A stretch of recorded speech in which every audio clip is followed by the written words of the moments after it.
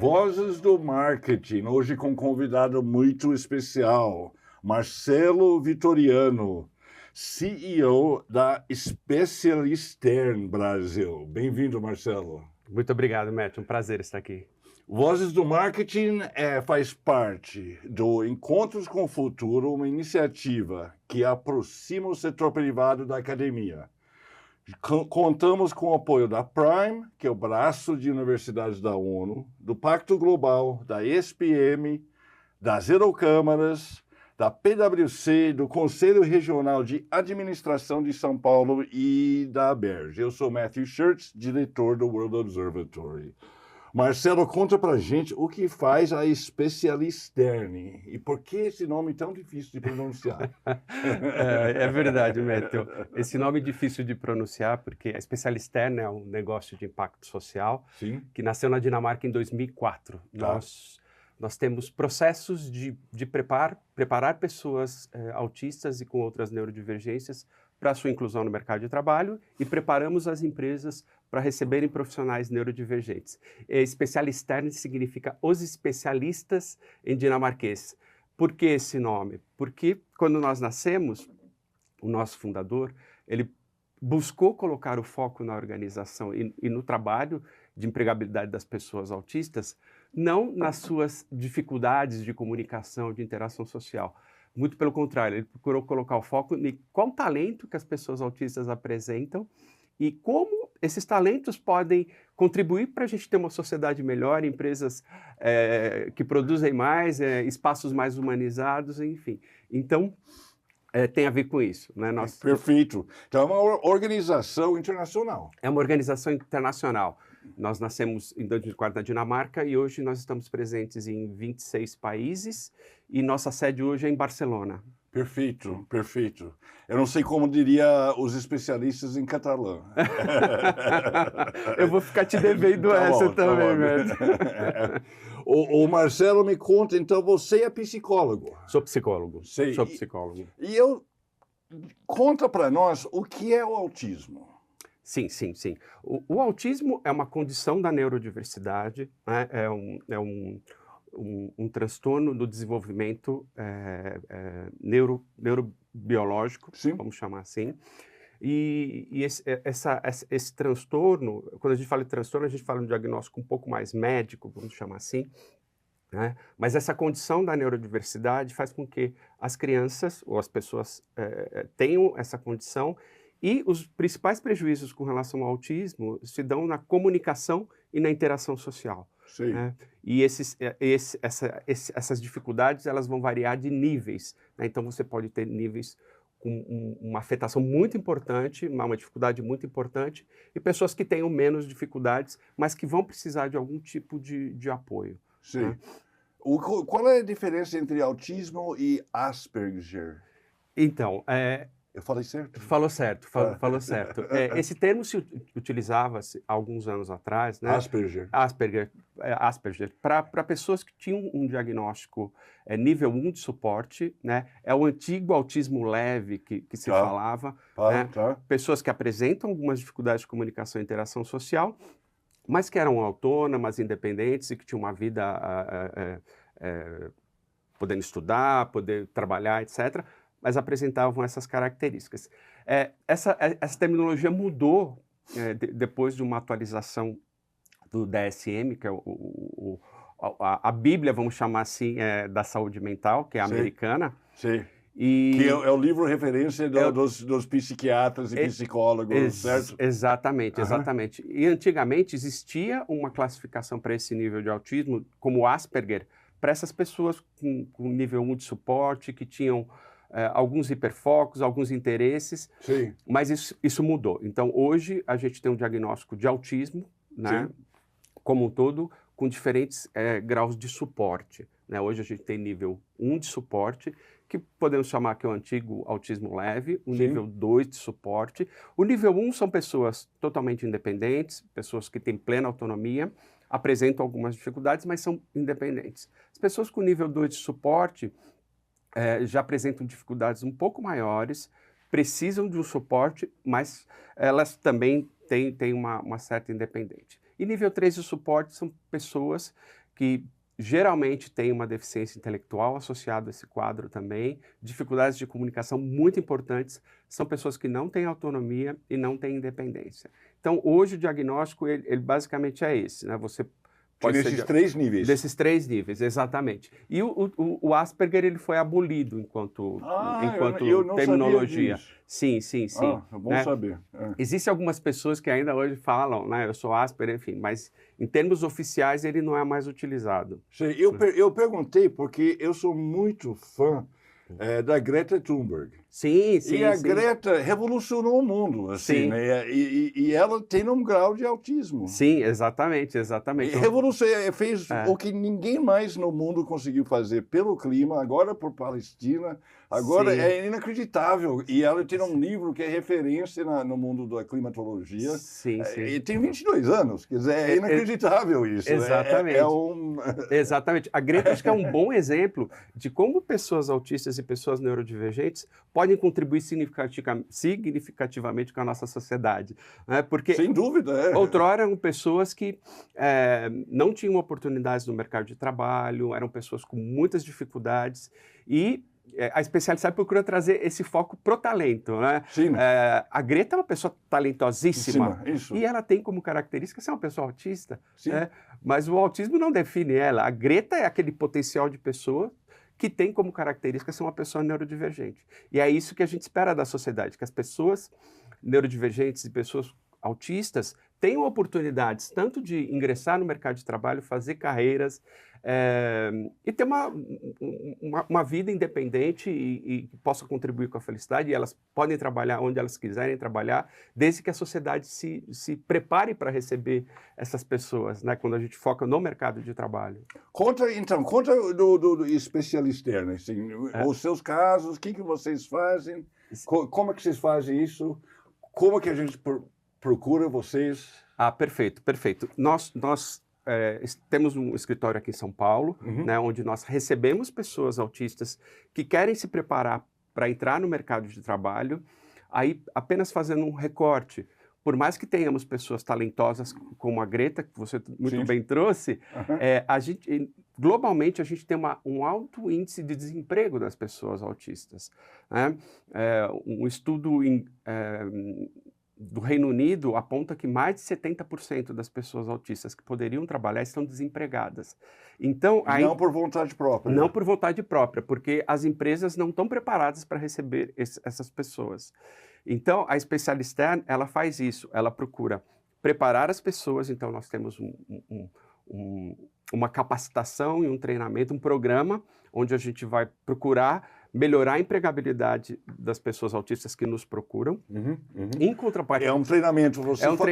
Você fala o que para elas? É um treinamento que a gente vai trabalhar muito soft skills, né? O que pede o mercado de trabalho hoje enquanto postura. Então, a gente vai procurar desenvolver... Explicar para elas.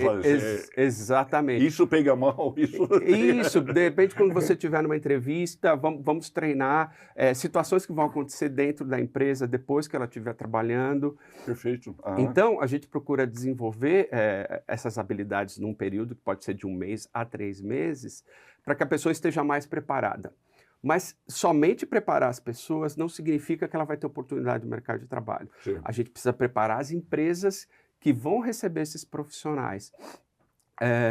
A gente tem alguns exemplos de empresas que não contratavam pessoas autistas e que, a partir do momento que elas tiveram uma primeira experiência, isso se tornou um dia a dia contratar pessoas autistas. Porque né? Elas acrescentam muito, né? Exatamente. No meu caçula, meus mais velhos, meus filhos, não estudaram com autistas, mas meu caçula já era uma prática ter autistas na mesma classe. Sim. E isso enriqueceu todo mundo, eu acho. Exato. A mim, meu filho, os autistas. Exatamente. Esse é um ponto muito importante, Médio, porque assim, a convivência com pessoas diferentes e com outras características faz com que a gente tenha uma sociedade mais acolhedora, mais inovadora, né? As relações muito mais saudáveis. Então, esse aspecto a gente leva para dentro das empresas. Sim. Eu costumo falar para diretores de RH e CEOs o seguinte: caso eles não estejam contratando profissionais autistas, eles estão perdendo uma grande oportunidade de ter uma melhoria no seu clima organizacional, de ter uma cultura mais saudável e de ter performance também, né? Sim, A sim. gente tem uma grande empresa alemã de software, por exemplo, ela tinha uma meta de ter 1% da força de trabalho dela somente de pessoas autistas. Nossa, que legal. E é muito legal. Ah. E essa empresa... Aqui em São Paulo? Aqui no Brasil? No Brasil também, né? Aham. No Brasil e em outros países. Sim. E por que ela tinha essa meta? Porque ela entendia que contratar pessoas autistas, além de favorecer uma cultura de diversidade, equidade e inclusão, trazia também resultados muito positivos. Essa empresa tem um prêmio de inovação global, né? E aí todos os países apresentam soluções. E um ano, quem ganhou esse prêmio foi a Argentina. E aí foram verificar o rapaz que ganhou esse prêmio. Esse rapaz era autista. Olha só, que legal. Que legal. Então, mas assim, o fato da pessoa ter a oportunidade de trabalhar não significa que ela não precisa de apoio. As pessoas autistas têm características que você, enquanto empregador, você precisa conhecer essas características e trazer a acessibilidade que ela precisa para trabalhar. Se a pessoa tem uma acessibilidade, vou dar um exemplo, Matthew, quando a gente fala de desemprego, quando as pessoas vão para um processo seletivo, geralmente elas vão para uma entrevista com um psicólogo ou com um profissional de recrutamento e seleção. E algumas empresas têm, além das entrevistas individuais, elas têm dinâmicas de grupo, por exemplo, para verificar como que vai ser a performance da pessoa lidando com grupos. Esse critério, por exemplo, já acaba qualquer possibilidade de uma pessoa autista participar. Ou seja, isso é excludente, né? Então, quando a empresa percebe... Porque ele não consegue, ela não consegue? O esforço que a pessoa precisa fazer para estar em grupo e para falar é muito grande. Sim. Então, muitas pessoas desistem. Sim, e aí acabou a história. Agora, se a empresa está preparada, ela sabe assim, opa, eu preciso ter acessibilidade para todas as pessoas, ela não vai colocar um processo de dinâmica de grupo, por exemplo, para aquela pessoa. Sim, ela vai adaptar seu processo seletivo. Sim. E a partir do momento que ela faz isso, aí você tem equidade de oportunidades. Sim, né? sim. E isso é muito importante para nós. Então, especialista, voltando, preparamos as pessoas, preparamos as empresas. Hoje já são mais de 1.000 pessoas trabalhando. Aqui no Brasil? Aqui no Brasil. Nossa, que sensacional. Globalmente, a gente já incluiu mais de 10.000 pessoas autistas. E agora no Brasil a gente está no processo de expansão, né? Começamos aqui em São Paulo, Rio de Janeiro, vamos para o Sul. Agora a gente começou no Nordeste. Você tinha escritório no Rio e no Rio Grande do Sul? Eu tenho escritório no Rio e agora a gente está começando em Recife um projeto para atender o Nordeste também. Tá. E então é isso, a gente busca fazer com que as empresas descubram o talento na neurodiversidade, descubram o potencial das pessoas autistas. E a partir disso a gente tem uma sociedade melhor para todas as pessoas, seguramente. Né? Sim. A gente tem um banco, o principal banco brasileiro, o maior banco brasileiro, começou um projeto conosco em 2016, onde ele contratou 2 pessoas autistas que nunca tinham trabalhado na vida, para fazer um trabalho de análise de risco. Análise de risco? Análise de risco. E jovens assim, nunca tinham uma experiência corporativa. Mas tinham faculdade? Faculdade, enfim, todos com formação boa, mas com dificuldades muito importantes em função do autismo, né, nos seus relacionamentos, enfim. Aí nós preparamos a equipe que ia receber esses colaboradores, né, fizemos um letramento com relação ao que é o autismo, as principais características, situações que vão acontecer no dia a dia. Para algumas pessoas ter uma luz, por exemplo, muito forte. Algumas pessoas autistas têm uma hipersensibilidade à luminosidade, por exemplo. Sim. Outras podem ter a som. Então, quando você consegue adaptar esses espaços, as pessoas se sentem muito bem. Bom, o projeto deu tão certo, né, que no segundo ano contrataram mais 10 pessoas. 10 autistas? Aí no terceiro ano foi para quase 40 pessoas. Que sensacional! Enfim, hoje... Daqui a pouco o banco inteiro... Hoje o banco tem mais de 350 pessoas autistas que nós damos suporte. Né? O que o banco viu nisso? O banco viu isso, alguns diretores dão o seguinte feedback para a gente. Por que eles gostam tanto desse projeto, Flor? Bom, porque são pessoas que quando têm a oportunidade, elas vão performar, elas vão trazer resultados muito positivos. Um segundo ponto que é vital que as pessoas trazem. O ter trabalhadores com autismo, com outras deficiências, faz com que a gente tenha equipes mais solidárias, equipes mais humanizadas. Isso faz com que as pessoas tenham um grau de engajamento muito maior, né? Então, se a minha empresa contrata um profissional autista, e eu trabalho nessa empresa e eu tenho um filho com 5 anos autista, eu vou ter um grau de engajamento com a minha empresa muito maior. Eu falo assim, olha, uma coisa que eu nunca pensei na minha vida foi que o meu filho pudesse trabalhar no futuro e minha empresa está contratando pessoas autistas. Sim. Então, o feedback que a gente tem é performance, mais equipes mais humanizadas, equipes mais solidárias, mais inovação. Então, obviamente, eu sou a pessoa mais suspeita do mundo, Sim. mas é um tipo de programa e projeto que não tem contraindicação, muito pelo contrário. As empresas que não contratam profissionais neurodivergentes hoje estão perdendo talentos. Sim. E esses talentos estão indo para outro lugar. E no Brasil, se não me engano, tem no mínimo, não tem de gente especial, de condições especiais? Como Sim, que é sim, Metal. Isso é muito importante. No a Brasil, partir de um certo tamanho. Isso. O Brasil tem uma legislação muito boa com relação à proteção das pessoas autistas no mercado de trabalho.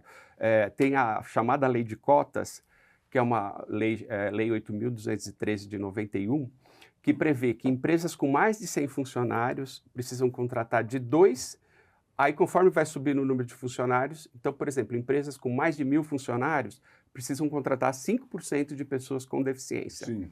Então, o Brasil tem mais de 500.000 pessoas com deficiências trabalhando. Sim. Então, Sensacional isso é um resultado muito importante. É muito legal isso. É muito legal, muito legal. É. Mas, em contrapartida, a gente tem mais de 500.000 vagas ainda que não foram contratadas, né? Sim. Então, a gente pode olhar o copo meio cheio dos dois ângulos. A lei de cotas mudou a realidade das pessoas com deficiência no Brasil, né? As empresas passaram a contratar por uma questão de obrigação legal. Isso é uma questão de compliance. Sim. Né? Sim. Eu trabalhei numa empresa de grande porte e a gente tinha muitas pessoas divergentes. Fantástico, fantástico. Então, a lei de cotas abriu essas possibilidades, só que ela já tem mais de 30 anos, né? De 91. Sim. Né? E ainda hoje a gente precisa estar falando para as empresas, olha, Sim. Você precisa contratar, mas Sim. você precisa dar também acessibilidade para que as pessoas possam trabalhar, né? Então, você precisa preparar seus times para receberem pessoas com deficiência como um todo. Você precisa olhar para a acessibilidade arquitetônica. Você precisa olhar para a acessibilidade atitudinal, que eu diria que é a mais importante, né? As pessoas me perguntam assim, mas um cego pode estar na minha equipe? Eu posso ter um cego trabalhando aqui na produtora? Pode, desde que ele tenha acessibilidade, desde que ele tenha um computador que tem um software que faz a leitura para ele. Eu posso ter pessoas com deficiência auditiva, eu posso, desde que tenham acessibilidades. Então, sim, o Brasil, eu acho que a gente caminhou bastante com relação à inclusão de pessoas com deficiência, mas a gente ainda tem uma jornada para continuar, né? E espaços como esse são importantes para a gente lembrar as empresas da importância de prever a contratação de pessoas com deficiência e também pessoas com neurodivergências, quer seja o autismo, pessoas com TDAH, pessoas com dislexia também. É muito importante. O que é TDAH e o que é dislexia? Por favor. O TDAH é um déficit de atenção e hiperatividade, né? Que muitas pessoas, hoje em dia, a gente tem um diagnóstico, muitas pessoas com esse diagnóstico. Sim. Então, são pessoas que também no dia a dia, às vezes, precisam de uma acessibilidade específica, às vezes é menor, outras maiores, né? Sim. É em função desses déficits, né, de atenção e concentração. Tá. A dislexia tem a ver mais com déficits no aprendizado, né? Então, são pessoas que têm uma outra forma de aprender. Então, porque enxergam diferente. Exatamente. Né? Então, esse enxergar diferente faz com que elas precisem de algum apoio. Então, provas escritas, processos seletivos para pessoas com dislexia, ele precisa ser adaptado para que as pessoas possam ter um tempo maior, elas possam responder de forma, por exemplo, verbal, né? Sim. Então, esses quadros também são quadros que se enquadram dentro da neurodiversidade. Entretanto, eles não se enquadram na lei de cotas, o TDAH e a dislexia. Tá. Né? O autismo, sim. O autismo sim. Ele entra, sim. A especialista trabalha só com autista? Pessoas autistas e pessoas com outras neurodivergências. Também? Isso, nós damos suporte para as pessoas que estão trabalhando. Por exemplo, algumas empresas pedem para que a gente faça letramento com relação ao tema neurodiversidade como um todo. Então, o que é TDAH? O que tipo de suporte eu preciso dar para a pessoa no trabalho? Uma pessoa com dislexia, uma pessoa com síndrome de Tourette, por exemplo, que é uma condição muito específica, são aquelas pessoas que têm tics motores e vocais, e isso chama muita atenção no contexto social, mas as pessoas podem trabalhar. E fazem, às vezes falam coisas...